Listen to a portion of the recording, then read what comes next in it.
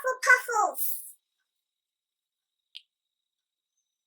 That is not my intro.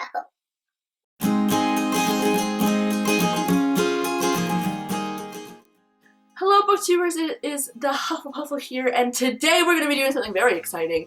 It's the Panic at the Disco book tag. I created this one myself. Go me. I made a book tag, and today I'm going to be doing that and showing you my Panic at the Disco book tag, and you can do it too. If you're watching, I'm not going to tag you necessarily, but you can do it too if you want. You can do it because I'm creating this tag and I want as many people to do it as possible. And if you do it, tweet me.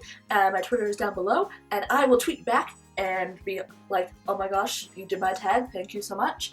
And yeah, so each album has had a particularly standout popular song. So I have a question for each album and a question for one song from each album. So there's a question for the album and then a question for the most popular song, in my opinion, from that specific album. So starting right off the bat, I'm going to tag a few people. I'm going to tag Christine from Paula Bananas Books. I'm going to tag Kat from Catty-tastic. And I'm going to tag my friend Erin. You know who you are. I'll link all their channels in the description if I remember. I can't remember the name of his channel at the moment because I'm blanking. But Erin, tagging you, and then I'm going to tag Kaden from 1,000 Books to Read, and Maggie from A Book is Fairy Tale. So all of you people, I'm tagging you, and you need to do it. I'm going to tweet you until you do the tag because it's awesome. I don't care even if you don't like Panic at the Disco. I know Christine and Kat do because they've mentioned it. I know you like Panic, guys, so you can't avoid this. But yeah. So I'm going to keep tweeting you guys until you do it, and anyone watching who wants to do this tag, you can do it too. I also want to tag Grace. Grace from Loving Them Books. Tagging her as well. Raylene, I'm tagging Raylene. Patfoot and Prom 07. Tagging you too. Okay, so we're starting with the first album they ever released, 2005, A Fever You Can't Sweat Out. And A Fever You Can't Sweat Out is a very theatric album. So for this album, the question is, what is your favorite narrator who's kind of a little dramatic sometimes? And so obviously I had to choose Percy Jackson for this question. He is like the epitome of the crazy overdramatic narrator, like, oh my god, guess what happened? I'm a demigod, who knew? Like, all this stuff. He's kind of overdramatic sometimes, but he's super sassy and funny, and I love reading from his perspective. Okay, and obviously the most popular song from A Fever You Can't Sweat Out is I Write Sins Not Tragedies, and that kind of depicts, you know, unsuccessful marriage. But for this question, we're gonna go for a successful marriage. I'm just taking the topic of marriage in general. And who is your favorite married couple? Now, for this one, I thought about it a lot. And it's kind of hard to find married couples in YA because I was thinking more along the lines of couples who are already married throughout the series and not couples who get married at the end of the series. I found the perfect couple for this. Charlotte and Henry Branwell from The Infernal Devices.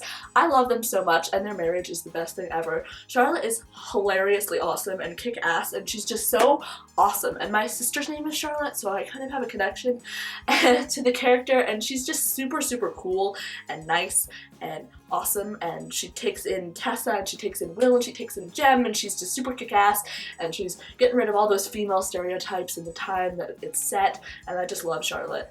And then Henry is this adorable little oddball inventor that's like, what? Inventions! And is like the super, like, most adorable thing on this planet. So Charlotte and Henry Branwell / Fairchild, depending on what time we're looking at here, are my favorite married couple from YA. Oh, well, imagine as I'm pacing the pews in a church corridor. As I'm pacing the pews in a church corridor. Pretty Odd is the next album, which was released in 2008? I want to say 2008. 2008! Aha! Yes, Pretty Odd was released in 2008, and it had kind of a folky style to it, and it's pretty odd. So, who is your favorite oddball character who's kind of like out there? You know, the normal average answer for this, the answer that a lot of people would pick, is Luna. And she was my immediate thought. I was like, favorite oddball character, obviously Luna Lovegood. But then I kind of thought about it, and I kind of wanted to give a more original answer. So I'm going with David from Rebel Belle, the Rebel Belle series by Rachel Hawkins. He is just so like weird. Like he's kind of like this hipster kid who's like into journalism and like Starbucks and words and things, and I just really related to that. I was like, yes, bro, I feel you. I really like David. He's kind of this odd character, and usually the love interest in books like that is like this strong, muscular football player, but David is like this guy. He's like total hipster, and it makes me laugh, and it's super cool, and it's really awesome to see that kind of diversity in a love interest. So my personal favorite song from Pretty Odd, and I think the most popular song from Pretty Odd, is That Green Gentleman, Things Have Changed, because it's just the most popular song. And for that song, I thought the question should be, who is the character with the biggest character arc that you can think of? Which character goes through so much and just changes a lot from the start of their appearance in this series to the end? And for that, I had to pick Nico D'Angelo from the Percy Jackson series because he just goes on such a character arc. He's like this adorable little kid who loves playing his roleplay games and is like, yes, Greek gods, I can't believe I'm a demigod, just like fanboys. And then he goes on this arc to this dark, brooding kind of kid who's like going through a lot of crap. It's like, I'm a son of Hades, and you get to explore his sexuality, and it's just really awesome. And one of my favorite things about Blood of Olympus, even though I was disappointed with the book as a whole, is Nico's character arc in that book. And so therefore I think Nico has such a wide character arc. He goes from being this cute kid to this moody teenager, and I'm like, that's relatable. That is definitely really relatable for me. And he just goes through a lot of shit, and it changes him. And that's why I think that Nico has the biggest character arc, and I picked him for this question. Vices and Virtues is the next album, and that came out in 2011, and at that point, there were band members that left, and it was just Brandon and Spencer as a duo. The question that I thought was perfect for Vices and Virtues is either, what two characters are your favorite duo, or what is your favorite duology? Because both are duos, and you can pick either question or you can answer them both. For me, I'm answering with my favorite duo of characters.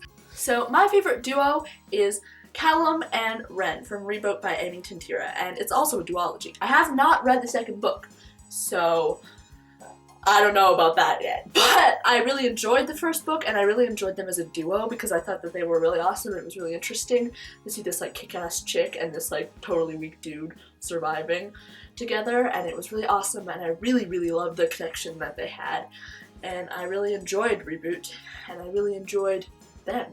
Okay, so my favorite song, and probably the most popular song from Vices and Virtues, is the Ballad of Mona Lisa. For the Ballad of Mona Lisa, pick a character that you could easily write a ballad about, and I thought that that would be a fun question, because like, hey, there are so many characters that you could easily write a sad ballad about. And for what character I could easily write a ballad about, I picked Ruby from the Darkest Minds trilogy by Alexandra Bracken.